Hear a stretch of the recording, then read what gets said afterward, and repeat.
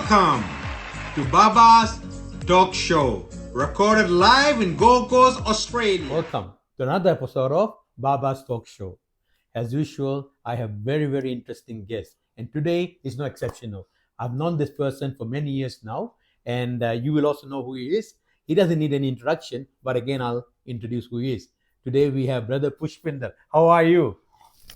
I'm all right, thank you. You're good to see you. Thank Good to see you. I meet him quite often. So I met him in an event last week also. So very often we meet each other. Brother Pushpinder, I've known you for a while, but I want to ask you one question. It's nothing to do with the interview. All right. Yeah. I know you're in your 70s, like mid-70s. How do you maintain yourself so good? You look strong and fit. How is that? I think it's just the mind and body. Keep active, Ah, and age is just a number. okay. And I feel when I'm with the young people, I Ah. feel like a young boy. Ah, If I'm a mature person, I feel mature. So I'll just fill myself okay. where I am. Now, I was thinking you'll talk about food because you're a restaurateur. I thought you're eating special food that keeps you young. So it's all about your mind and your heart and how you move with different people. Right. Yeah. I must tell the audience he's a restaurateur. You have a restaurant, right? Yes, I'm a restaurateur, but Yeah. I'm also concentrating on hospitality consultant. Right. It's my passion. Passion. Okay. All right. Now let's start the interview. All right. Please tell us where you come from. And Yeah, I come from New Delhi, India. okay. And your Sikh background, is it? Yes. Okay. And when did you come to Gold Coast? I came to Gold Coast about 31 years ago, Okay. and I have been traveling. Ah, Left India in 1974. okay. Is it the first stop after you left India? No, in 1974 I left India and went to Sweden. Sweden, okay. Sweden, I was there for 9 years, Ah. just for my education and experience in hospitality. Right. I am graduated from PUSA Institute, Hotel Okay. Management from Delhi. Okay. And then I did my higher studies in Sweden for 9 years. I got a scholarship to go to Cornell University in America, Okay. further my studies in hospitality. Okay. And and beside hospitality, of course, my passion is community service. That's right. That's why I see you everywhere. Community service. Your family name is Oberoi. Oberoi. Any relation to the Oberoi Hotel Group? I wish I had, but it's a distant relationship. And I think the Oberoi name gives the power Yeah. of hospitality. Of course. Well known. They're well known. I mean, they're 5 stars. Yeah, aren't they? right. I worked with Oberoi. Oh, have you worked? Yeah. Okay. In India. So I think quite a number of staff would have thought you are one of the relations. Yes, sir. That's a common thing that happens. Right. Oberoi. Good. So exactly after this, you went to Cornell, and then from there you came to Gold Coast, or And then from Cornell, I went back to Sweden. And Sweden is, I went to Hong Kong. And it's a journey which I had. How long you were in Hong Kong?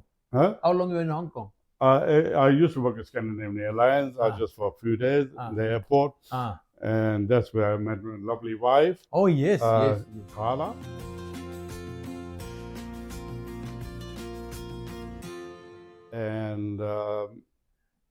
And we just exchanged addresses, pen friend, and though there's no internet, no Facebook, That's nothing right. at all. Right. And letters used to go and read them for 7 days or 8 days, and that's how I developed the relationship. Oh right. So Carla is from which country? Carla is from New Zealand, New Zealand. Okay. and she's Dutch origin. Ah. And so we got married, got engaged in New York actually. And then we got married in Delhi with Right. Indian rights. Right. And there I was deciding where to go. Right. Whether to stay in Sweden or go to New Zealand. So I was working as an assistant general manager of Sheraton at that time. And so I told the GM, I said, I'm going to New Zealand. If I like it, I'll stay there. And he said, oh, yes, this position is available for 6 months. Right. If you decide to stay there, just let me know, no problem at all. Right. And so I went to New Zealand. Good. And So you're really a Mr. Hospitality. You've been in the hotel industry, restaurant industry, even airline. Yeah. You work in airline. That's really hospitality. Yeah. You have covered almost all. Good, very congratulations. Maybe that's one of the reasons why keep you fit. Yeah, true. All right. Yeah. Carla is a lovely lady because I see you always bring her along with you. She's always a community. Yeah, I've seen you every event. We meet this couple. Right. Good. You see, this is only my opinion. Not others' self. I feel I have seen you on the Gold Coast. You look like the godfather for the Indian community. This is the impression I get. Maybe because of your size and the way you present yourself in the community, so active. You're active in the social scene, and also community services. And of course, I think you also are involved in organization like GOPIO, Gold Coast chapter, Rotary, and then the Indian community of the Gold Coast. So I always want to know what's the difference between GOPIO, Gold Coast, and Indian Community Gold Coast. What's the difference? Yeah, there's not much difference. Basically, I founded GOPIO chapter in Gold Coast. It's a global organization, which started in New York, and they still got the headquarters in New York. And it's basically for Indian diaspora, overseas, and there, because everything is controlled by the international organization, chapter. And I'm now the advisor of GOPIO Gold Coast. I was a foundation member. I was a patron, president, vice president, and so ICGC was a young organization, wanted to come into light. So Manish Sani, who started ICGC committee, he approached me. He said, "I need your help to get it moving." So I said, "Okay, Manish, I'll join you as an advisor." And so I became part of ICGC. And he was very thankful. And I brought ICGC to the community. Now it's ICGC. ICGC is basically meant for not only Indians. It's called Indian Community of Gold Coast. But its membership is open to wider community. Where the GOPIO is only for Indian diaspora. That's right. Okay, now it's much clearer for me. That's good. And as you know, Manish came to the show a couple of weeks ago.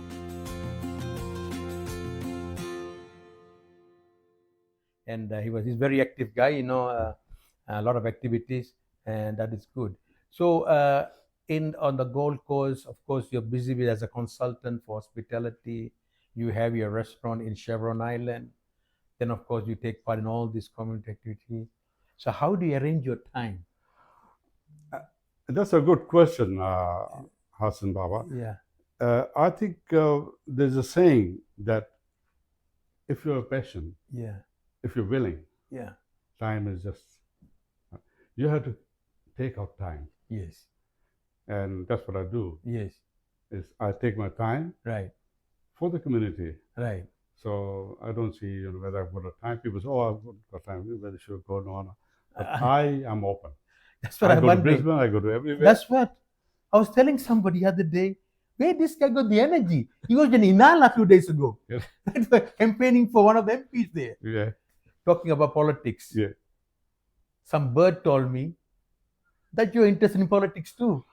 It's just interested people got me into politics. And so it's just that they want me in the community, the Indians as well as Rotary. And that's why I just kept in mind, should I or should I not? You have to be committed. Of course. But end of the day, I feel that the community needs you. You work for the community. And that's the reason I want to be in the politics. Still not decided. I'm going to decide in few, maybe a month or so. Whether to go for state election or just keep my eyes open for the Indian community and multicultural community. And that's where my passion is for. That's right, because you're very much involved with apart from the Indian community, with the multicultural community. You move with all of them, and they know you. And yes, if you're heading towards politics, I think you're a suitable person. That's my opinion. And hopefully, you never know.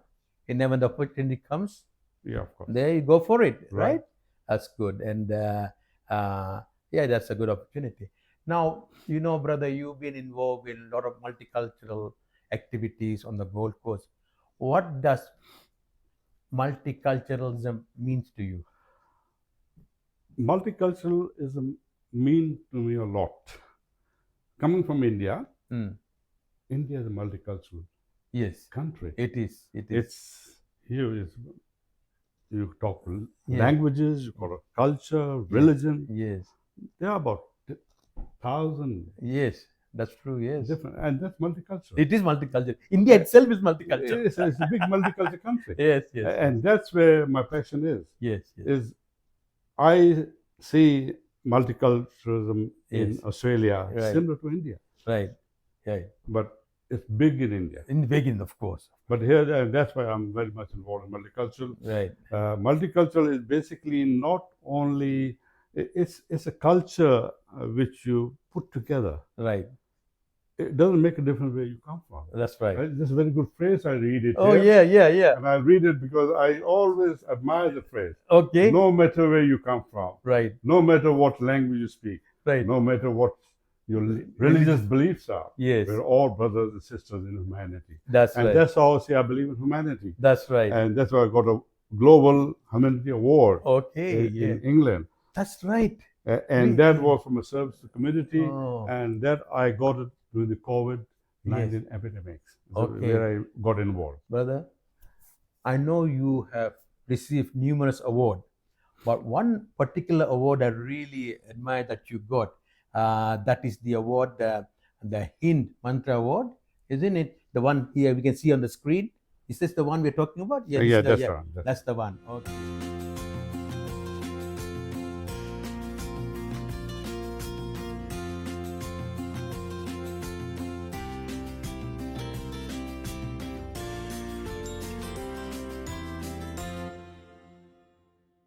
Congratulations. Thank you. That's a very prestigious award. Thank you.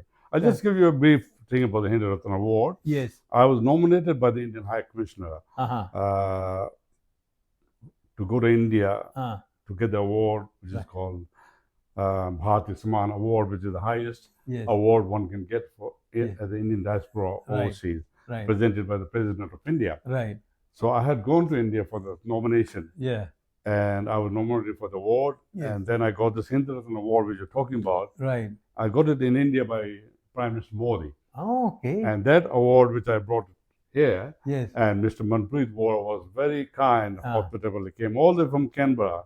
He said, I have to honor you this award. Right. And he came here, and that was hosted by the Rotary Club of Gold Coast function. And then I had people from Brisbane, all the Indian diaspora and leaders. They came in. It was a great honor. Yes. Yeah, I met Mr. Manpreet Vora. Yeah, very nice man, very nice, soft-spoken, very knowledgeable. I like the person, yeah.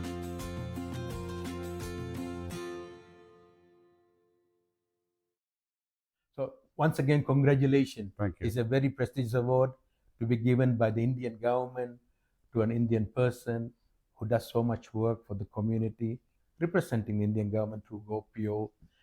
This is very important because you are like a ambassador at large for the Indian government, because how you handle yourself in the public, because no matter how Australian or New Zealand you be, they'll always go back to you as an Indian. Yeah. Right? That's why I told in the beginning, you look like the godfather of Indian community. I'll just add that I hold 4 citizenships.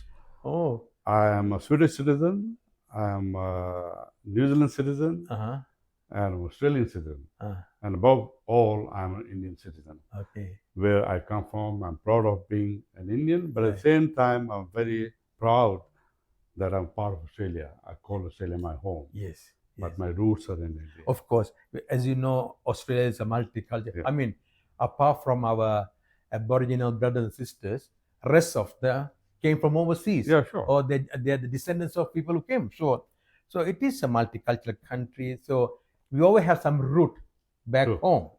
Even how much you spend time, you still have a root, because Australia allows you to maintain your culture. Yeah, sure. It's a good country where you can exercise your freedom in enjoying your own cultures. True. Right? So like you have Indian festival, Diwali festival, Kite festival, they all allow you, because Yes. you still maintain the contact. Of course. And at the same time, you also enjoy the Australian way of life too. Yeah. You see, that's the beautiful thing about, especially about Gold Coast. Yeah. As you know, we as community leaders, we meet each other quite often, and so it is a beautiful place. You see, one way I'm trying to promote Gold Coast, that's why I have special guests like you to explain because overseas people watch this program, so it's good for them to know about Gold Coast, and it's a beautiful city. It is. We met like last Friday at the opening of the Warangari Mosque, right? Yeah, You were there, Warangari Mosque. You were there. The mayor was there. Councillors, and then of course the other religious leaders were there.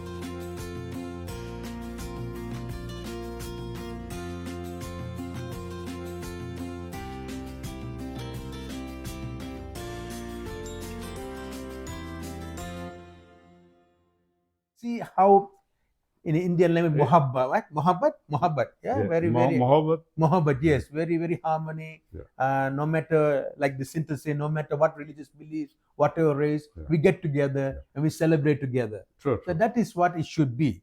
Put aside the differences. No, I agree. Yeah, you should move. And I thank you for reading out. I don't have to do the work this week. You're the only first guest who to read out. It's always been me. So thank you very much for that. Thank you. So, brother, thank you so much. There was a lot of information. Of course, I would like to continue talking, but we have a time limit. Of course. We got time limit. But it's very nice. And before you leave, I would like to present with a small token. It's not prestigious like Indian president. It's a small token. Thank you for coming. And this is an award presented to Brother Pushpinder Oberoi for appearing in Baba's talk show and for his services to the community. Thank you so much. Thank you. Thank you.